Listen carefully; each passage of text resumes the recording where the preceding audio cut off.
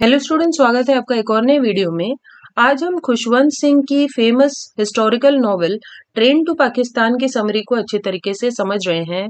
इसमें खुशवंत सिंह ने हमें इंडिया और पाकिस्तान के बंटवारे के बारे में बताया, यानी जब इंडिया का विभाजन हुआ और पाकिस्तान बना तो कैसे जो लोग थे उनमें अफरा तफरी मच गई कि हमें कहाँ पर रहना है, कहाँ जाना है, और दंगे भी हुए जिसमें लोग मारे गए। इसके बारे में उन्होंने इस नॉवेल में हमें बताया है। तो चलिए अब हम लोग इस नॉवेल के इंट्रोडक्शन को देखते हैं और उसके बाद फिर समरी को अच्छे तरीके से समझते हैं। तो जैसे मैंने आपको बताया कि ये एक हिस्टोरिकल नॉवेल है, यानी कि ये रियल हिस्ट्री से ये इंस्पायर्ड है और इसे पब्लिश किया गया था 1956 में। और इसमें इंडिया के पार्टीशन के बारे में बताया गया है, जो कि अगस्त 1947 में पार्टीशन हुआ था। और मानो मजरा नाम के एक फिक्शनल बॉर्डर विलेज यानी एक गांव के बारे में जिक्र किया गया है, जो कि एक फिक्शनल विलेज है, यानी असलियत में ऐसा कोई गांव नहीं है। और ये जो गांव होता है वो एक बॉर्डर विलेज है, यानी बॉर्डर पे स्थित है। तो बॉर्डर पे कैसे कंडीशंस होते हैं वो बताए गए हैं। This is a story of the after math of displacement. तो जैसा मैंने आपको बताया कि जैसे पार्टीशन हुआ तब लोग कंफ्यूज होने लगे कि कहाँ जाना है, कहाँ रहना है, और इन सब चक्करों में लोग परेशान हुए, कैसे लोगों में लड़ाई झगड़ा मचा, लोग मारे गए, इसके बारे में प्रकाश डाला गया है। During the partition of India in 1947 Hindus and Sikh were made to move to India. तो 1947 के पार्टीशन में हिंदूज और सिख लोगों से कहा गया था कि आपको इंडिया में रहना है, और मुस्लिम्स से कहा गया था कि आपको पाकिस्तान जाना है।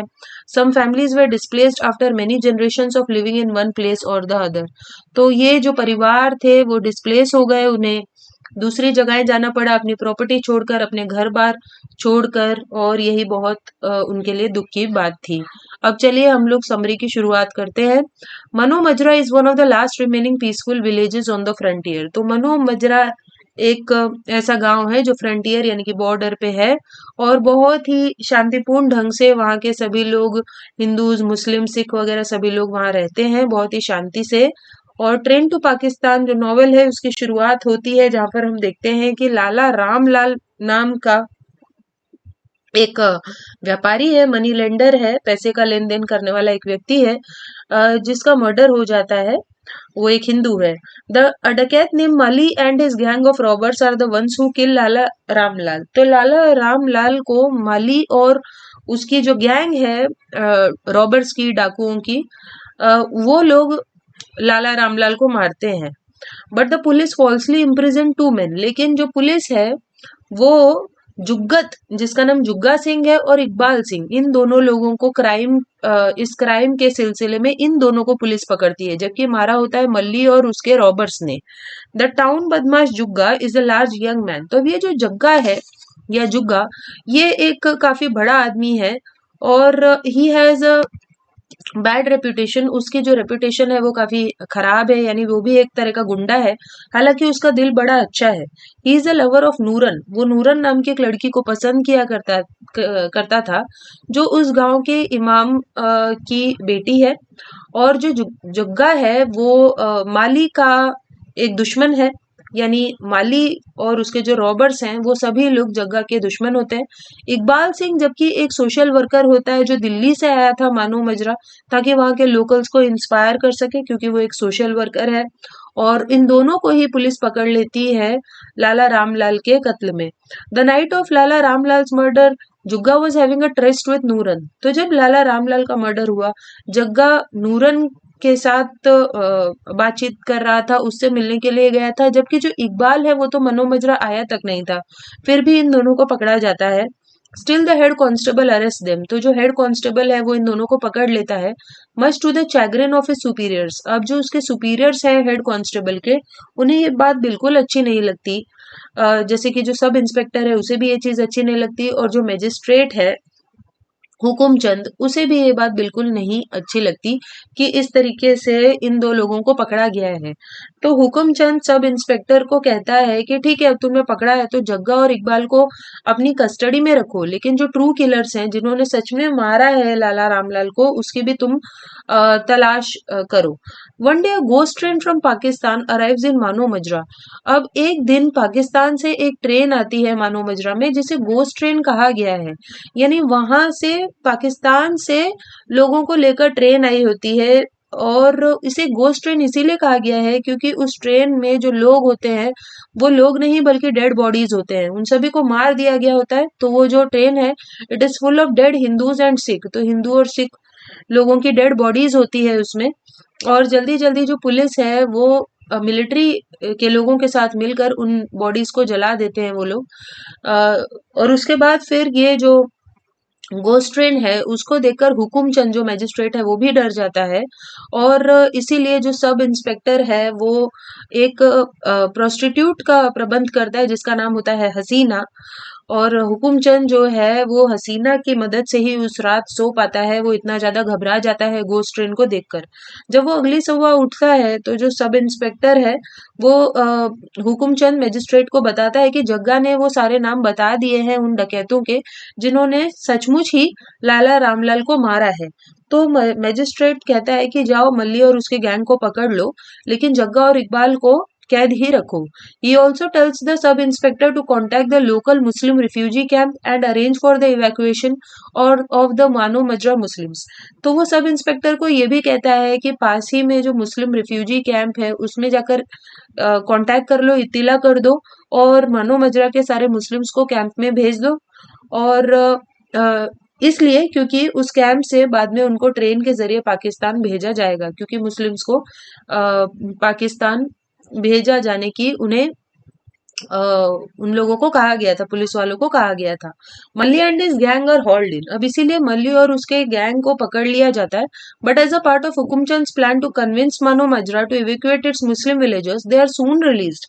लेकिन हुकुमचंद ने एक प्लान बनाया होता है कि किस तरीके से मानो मजरा के जो मुस्लिम विलेजर्स हैं उनको कैसे कन्विंस किया जाए गांव को छोड़ने के लिए। उसी प्लान के तहत हुकुमचंद मल्ली और उसके गैंग को छोड़ भी देता है। The head constable announces that all Muslims in Mano Majra will be taken to a local refugee camp। इसके बाद जो हेड कांस्टेबल है वो अनाउंस करता है कि कैसे सारे मुस्लिम्स को एक लोकल रिफ्यूजी कैंप ले जाया जाएगा। और जो इमाम है उस गांव का, इमाम बख्श, वो रोते हुए जाता है और बाकी मुस्लिम्स को बताता है कि अपनी अपनी प्रॉपर्टी को पैक कर लो, अब हमें भी यहाँ से जाना होगा। When her father tells her she must leave, Nooran runs to Jugga's house। तो जब जो इमाम है वो बताते हैं नूरन को कि अब हमें जाना होगा, तो वो जग्गा के घर जाती है, लेकिन जग्गा तभी भी जेल में होता है। She talks to Jagga's mother. वो जग्गा की माँ से बात करती है और बताती है कि वो प्रेग्नेंट है और उसके पेट में जग्गा का बच्चा पल रहा है। तो जग्गा की जो माँ है वो उसे शांत करती है और कहती है कि तुम जहां भी जाओगी वो तुम्हें जरूर ढूंढ लेगा, इसीलिए चिंता मत करो। इट्स रिवील्ड, और फाइनली ये रिवील होता है कि जो मनो मजरन्स यानी कि जो मुस्लिम विलेजर्स गए होते हैं कैंप में, वो वहां पर नहीं रहेंगे और उन्हें पाकिस्तान भेज दिया जाएगा। और जब ये उन्हें पता चलता है तो उनके अंदर एक पैनिक आ जाती है, यानी कि अफरा तफरी मच जाती है। उन्हें समझ नहीं आ रहा था कि उनकी प्रॉपर्टी का अब क्या होगा जब वो यहाँ से चले जाएंगे। The commanding officer doesn't care. लेकिन ये जो कमांडिंग ऑफिसर है जो वहां पर आया था उन्हें ये आदेश देने के लिए, वो उसे जरा भी इस बात की चिंता नहीं है कि उनकी प्रॉपर्टी का क्या होगा। और वो उन लोगों को बस 10 मिनट देता है और कहता है 10 मिनट में जो कुछ उठा सकते हो वो उठाओ और गुड बाय करके चलो। Mali is left in charge of the property, और उस माली को कहा जाता है कि तुम इन सभी की प्रॉपर्टी को देखना। लेकिन जैसे ही वो लोग वहां से जाते हैं, माली अपने गुर्गों के साथ, बदमाशों के साथ उन सभी चीजों को लूट लेता है। एट नाइट द एटमॉस्फेयर इन मानो मजरा इज ग्रिम। रात में जो एटमॉस्फेयर है, हालात है, वो बहुत ही ज्यादा सीरियस हो जाते हैं। All of the remaining villagers are gathered in the gurudwara. तो गुरुद्वारा में सभी लोग इकट्ठा होते हैं जो बचे हुए गांव वाले होते हैं, क्योंकि कोई भी अकेला नहीं रहना चाहता था। After Meet Singh the Sikh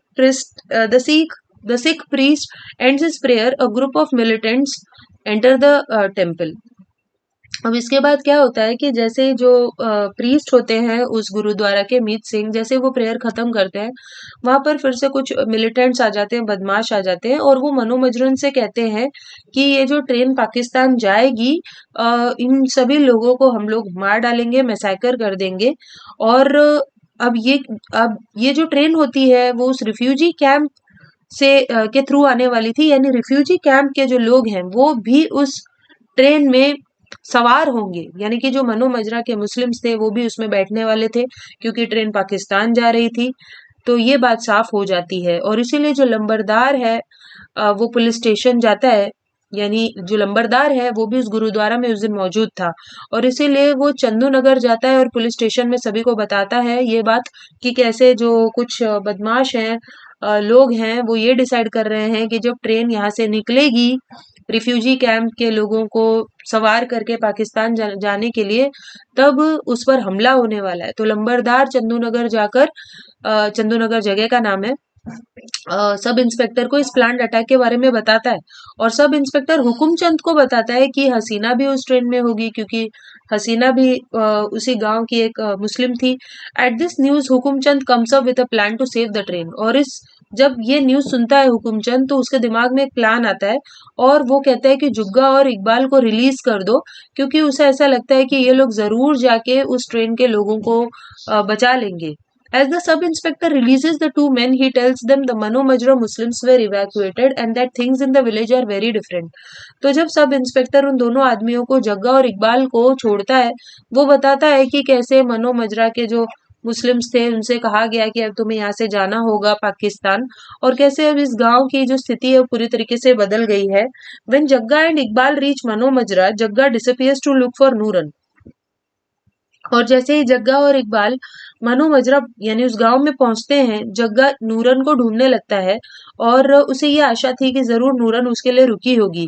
और इकबाल गुरुद्वारा जाता है, जहाँ पे मीत सिंह उसे मिलता है और बताता है कि कैसे एक अटैक होने वाला है। तो इकबाल को इस बात का बहुत बुरा लगता है, लेकिन वो कुछ भी नहीं करता, क्योंकि उसे ऐसा लगता है कि मैं जो कुछ भी करूंगा मेरे बलिदान के बारे में कोई नहीं जानेगा, किसी को पता नहीं चलेगा, और इसीलिए वो विस्की पीकर बस सो जाता है। At the rest house, Hukumchand wishes that Hasina had stayed with him instead of going to her town. तो रेस्ट हाउस में जब हुकुमचंद सोने की कोशिश कर रहा होता है, तो बहुत परेशान हो जाता है और सोचता है कि काश हसीना उसी के साथ रुक गई होती, वो वहां से जाती नहीं, तो उसे रिफ्यूजी कैंप भी नहीं जाना पड़ता और ट्रेन में भी सवार नहीं होना पड़ता। अब जैसे ही ट्रेन मनो मजरा से गुजरने वाली होती है, हुकुमचंद बहुत ही रोने लगता है, प्रे करने लगता है। At the bridge the mob is in place. अब ब्रिज पे ये जो भीड़ है वो तैयार रहती है कि जैसे ही ट्रेन वहां से गुजरे वो लोग उसके ऊपर अटैक कर दें, लोगों को मारे। As they hear the train and watch it approach, they don't notice a big man climbing the bridge until he reaches the top. और जैसे ही वो लोग ट्रेन को आता हुआ सुनते हैं, वो ये नहीं देख पाते कि एक बड़ा सा आदमी, अब ये बड़ा सा आदमी कौन होता है, ये जग्गा होता है, क्योंकि वो नूरन को बचाना चाहता था, और इसीलिए ये जो जग्गा है वो ब्रिज पर चढ़ रहा होता है, ब्रिज के ऊपर पहुंच जाता है वो। The man pulls out a knife and begins to hack at the rope intended to kill the people sitting on top of the train. अब एक रस्सी बांधी गई थी, यानी ये जो अटैकर्स थे, जो लोग अटैक करने आए थे, इन्होंने एक रस्सी बांधी थी ताकि ट्रेन के ऊपर जो लोग भी बैठे हैं वो सभी लोग मारे जाए, वो सभी लोग गिर जाए, मारे जाए। और इसीलिए जो जग्गा है वो अपना चाकू निकाल कर उस रस्सी को काटने लगता है। The mob begins to shoot the man. अब ये जो भीड़ है वो लोग उस आदमी को यानी जग्गा को शूट करने लगते हैं, लेकिन वो हार नहीं मानता, वो अभी भी अपने चाकू से रस्सी को काट रहा होता है। Just as the train reaches the bridge, और जैसे ही ट्रेन ब्रिज के पास से गुजरती है, जग्गा को गोलियां लग जाती है, और वो जो रोप है वो रस्सी भी टूट जाती है, यानी कुछ लोग बच जाते हैं जो ऊपर बैठे हुए होते हैं, रस्सी भी टूट जाती है, लेकिन जग्गा भी गिर जाता है नीचे। The train rolls over him, और जो ट्रेन है वो रोल करते हुए आगे बढ़ जाती है अनस्कैथ, यानी ट्रेन को तो कुछ नहीं होता, ट्रेन आगे बढ़ती है पाकिस्तान जाने के लिए, वो आगे बढ़ जाती है, और जो ट्रेन है वो जग्गा के ऊपर से चढ़ते हुए आगे बढ़ जाती है, यानी जग्गा मारा जाता है, लेकिन वो बहुत से लोगों की जान बचा लेता है, उस रस्सी को अपने चाकू से वो काट देता है, और यहीं पर जो कहानी है वो खत्म हो जाती है। सो आई होप आपको समझ में आया होगा कि पार्टीशन के समय लोगों को कितनी ज्यादा समस्याएं भुगतनी पड़ी। सो चलिए हम मिलते हैं नेक्स्ट वीडियो में, तब तक के लिए बाय।